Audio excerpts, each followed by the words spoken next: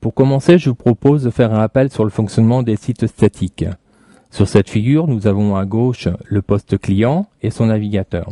À droite, nous avons le serveur web et la page HTML. Pour illustrer son fonctionnement, nous allons voir le cas de figure d'un internaute qui désire consulter une page web. Celui-ci va saisir l'URL de cette page dans le navigateur. Dès sa validation, une requête HTTP est envoyée au serveur. Une fois réceptionnée, le serveur va rechercher la page HTML en question et la renvoyer via le même protocole vers le navigateur. La page HTML, une fois arrivée côté client, va être interprétée par le navigateur et le contenu de cette page va s'afficher à l'écran de l'ordinateur. Le fonctionnement des sites statiques est très simple. Cependant, il manque d'interactivité. En effet, sur un site statique, la seule interactivité possible est l'utilisation des liens hypertextes qui permet de passer de page en page. Nous allons voir qu'il est possible d'utiliser des sites interactifs côté client ou interactifs côté serveur pour compenser ce problème. Cette figure illustre le fonctionnement du site interactif côté client. Nous retrouvons à gauche de la figure le client et son navigateur. À droite de la figure, nous retrouvons le serveur web avec la page HTML. Remarquons que cette fois, du code JavaScript a été inséré dans la page. Je vous propose, pour illustrer son fonctionnement, de reprendre le même exemple que précédemment. L'internaute saisit donc l'URL de la page qu'il désire consulter et valide. Une requête est alors envoyée sur le serveur web. Celui-ci localise la page HTML et avec cette fois le code JavaScript et retourne l'ensemble sur le navigateur. Celle-ci est interprétée et le code JavaScript vient se loger en mémoire. Celui-ci restera en attente de l'événement pour lequel il a été programmé.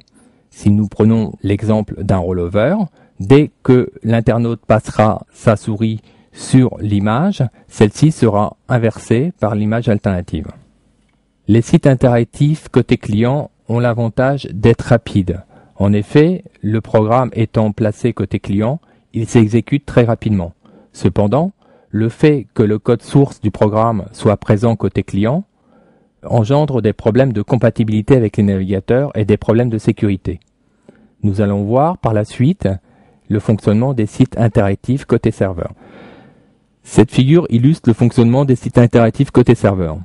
À gauche de cette figure, nous avons notre client et le navigateur. À droite, nous avons le serveur web. Cette fois, un module préprocesseur PHP a été intégré sur le serveur web.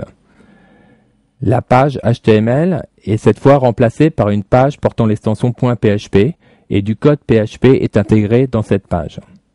Reprenons le fonctionnement de l'exemple précédent. L'internaute saisit l'URL de la page qu'il désire consulter et l'envoie. Celle-ci est envoyée via la requête HTTP sur le serveur. Le serveur localise la page PHP concernée et la renvoie via le préprocesseur. Celui-ci va scanner chaque ligne de la page jusqu'au moment où il va trouver le code PHP et l'interpréter.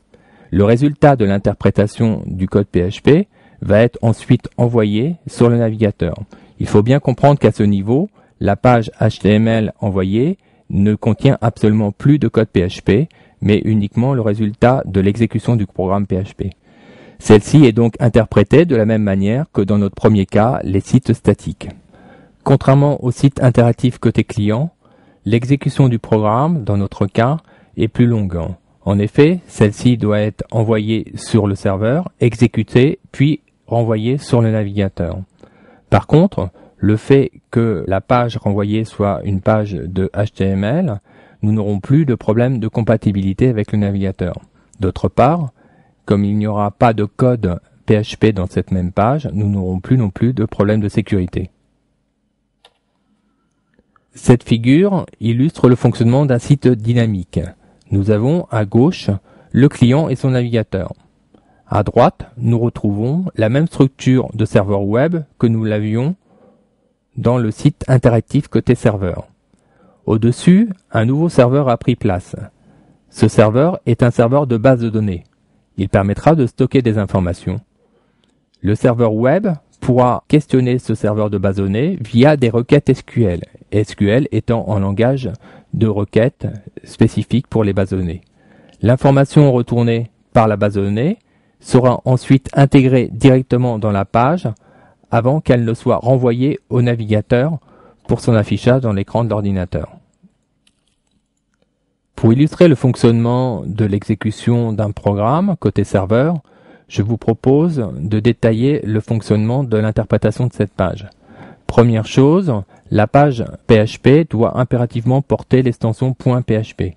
Sinon, celle-ci ne sera pas interprétée par le préprocesseur et sera envoyée directement sur le navigateur, ce qui aura comme conséquence d'afficher tout le code source de la page à l'écran. Dès qu'une page PHP est interprétée par le préprocesseur scanne chacune des lignes en partant du haut de la page.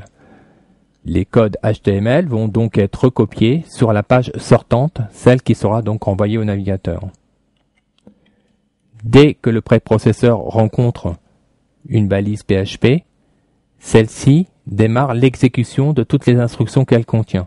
Le résultat de cette exécution sera ensuite inséré dans la page PHP qui sera renvoyée au navigateur.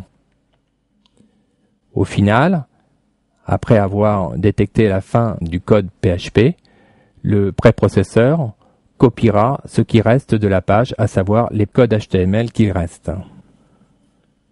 La page PHP résultante sera ensuite renvoyée au HTML et nous pouvons remarquer que cette page ne contient plus aucun code PHP, elle contient juste le résultat de l'exécution du programme.